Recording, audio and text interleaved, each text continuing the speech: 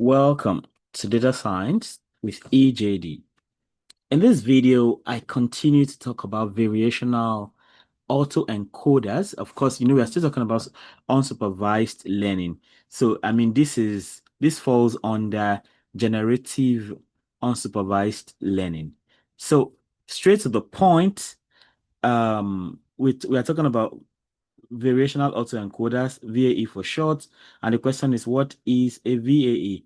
So a variational autoencoder, before now we had talked about autoencoder itself, right? But now the idea of variational is what comes in. So variational autoencoder is a type of generative model that learns to encode input data into a latent or hidden representation and then decodes or reconstructs it back to the original data while also modeling the data distribution in a probabilistic way. So we have some probability coming into this right now. So, and since we have talked about autoencoders before, can we see how autoencoders compare with variational autoencoders? So, first of all, talking about the purpose, right?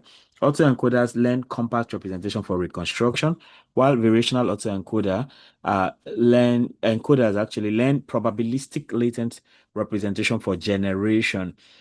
For encoder output, we have single latent vector for autoencoder, while we have parameters of a probability distribution, that is mean and variance for variational autoencoders.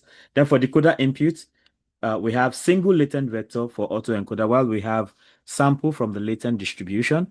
And then for loss, we have reconstruction loss for autoencoder, while we have reconstruction loss plus KL divergence for variational autoencoder. I think we've talked about KL divergence at some point. Let's refresh our memories. So KL divergence is the callback labeler divergence. It's a type of statistical distance, a measure of how much a model probability distribution Q is different from a true probability distribution P. So it's a kind of deviation from in terms of probabilities now. That's why it's called KL divergence. Then whether it's generative or not, autoencoder is not naturally generative, while variational autoencoder is explicitly generative. And that's why we are talking about this under generative unsupervised learning. So what about the probabilistic foundations of variational autoencoders? First of all, the motivation is this. In unsupervised learning, we want to model the unknown data distribution P of X. Instead of modeling it directly, we assume that P of X is the summation of the probability of probability of X given Z multiplied by the probability of Z dz. So that integral, where Z is the latent variable, P of Z is a prior, which is usually standard normal, and P of X given Z is the likelihood or the decoder. Probability that we have X given Z is the likelihood. So now the problem is that the true posterior probability of Z given X is intractable because the integral is hard to compute for high dimensional data. So that integral is not easy to come by. So the solution to the problem is this. We then approximate, whenever we cannot get analytical solutions, we resort to numerical solutions, right? And that's why when I was teaching things like numerical analysis, numerical optimization techniques, that's the essence. Like sometimes you have some problems, they are so difficult to solve that even this process of solving is even harder than the problem itself, right? Or the solutions don't even exist. So in that situation, we resort to the numerical solutions. So the solution here, since it's hard to integrate, we approximate the posterior with a linear distribution key sub phi of Z given X, which is now the encoder. We then optimize the evidence lower bound, ELBO, such as like this log of P of X greater than or equal to E sub Q phi Z of X into log P sub theta into X given Z minus the callback labeler, divergence of the Q phi Z given X together with PZ. So this P of Z, that is probability of Z, this achieves a balance. So with this elbow now, the evidence lower bound, this achieves a balance between good reconstruction and regularity of the latent space. And for the mathematical structure, we have the encoder as the first, and A is the encoder. Given input X, the encoder outputs mu. Mu is now expressed as f sub mu of x, and then we also have log sigma squared equals f sub sigma of x. This defines q sub phi of z given x equals the normal distribution of z with mu and sigma squared I. Then we also have the reparameterization trick. So here, to back propagate through sampling, we have z equals mu plus sigma dot epsilon, where epsilon is normally distributed with mean zero and variance I. So then the decoder now generates data back. So we have p sub theta of x given z. So for images, this is often Bernoulli for binary pixels. So p of x given z is the product of all Bernoullis of xi given f sub theta of z. And then we have a loss function attached to that. The variational autoencoder loss combines reconstruction loss, which measures difference between x and reconstructed x bar. Then for binary images, we have binary cross entropy. And for continuous data, we have mean squared error. Then the callback labeler divergence makes the approximate posterior close to the prior. And we have KL of Q sub phi of Z given X, operated with P of Z is equal to half sigma from I equals 1 to D of 1 plus log sigma sub I squared minus mu I squared minus sigma I squared. So the total loss is then given as L. The loss function is now the reconstruction loss plus the callback labeler, divergence of Q of Z given X, operated with P of Z. Then we have the latent space sampling. So the key benefit is that after training, we can draw Z, which is normally distributed. And then we pass through decoder. We have X prime equals F sub theta of Z, and we get new realistic samples. Also, we interpolate between Z1 and Z2 to morph samples smoothly.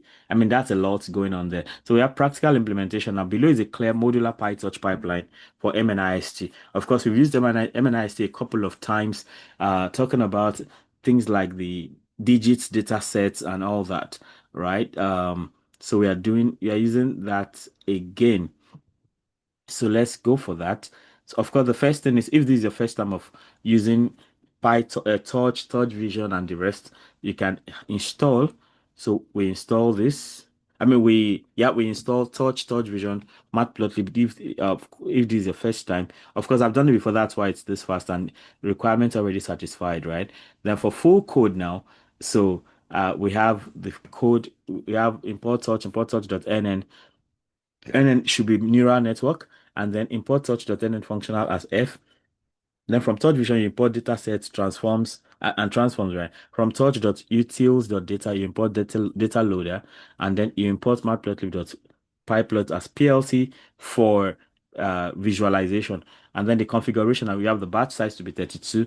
We can reduce batch size to avoid some delay, and then we have latent dimension of 20, epochs of 10, LR of 1e raised by minus 3, like that. Then you have the device. So I mean, this epoch of 10, maybe let me see if I can make it, if I reduce it to 5, if it will be faster. Of course, the more epochs you have, the more accurate, the lower the loss would be, you know. I tried running this previously and it took a whole lot of time. So, you have this whole lengthy thing.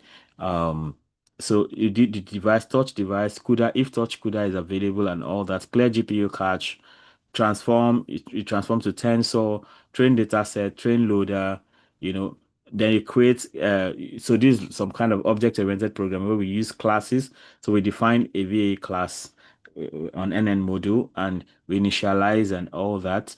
Then we have some smaller functions taking care of the business. Then the loss function is computed from line 62 to line 66. Then instantiate model and optimizer. You have the model, you have the optimizer. Then you can test forward pass on dummy input before training, and all of that goes on. And then I'll just go ahead and run this. Of course, you can download this code sheet and see all of these things for yourself, line by line. Now, this is going to take a lot of time.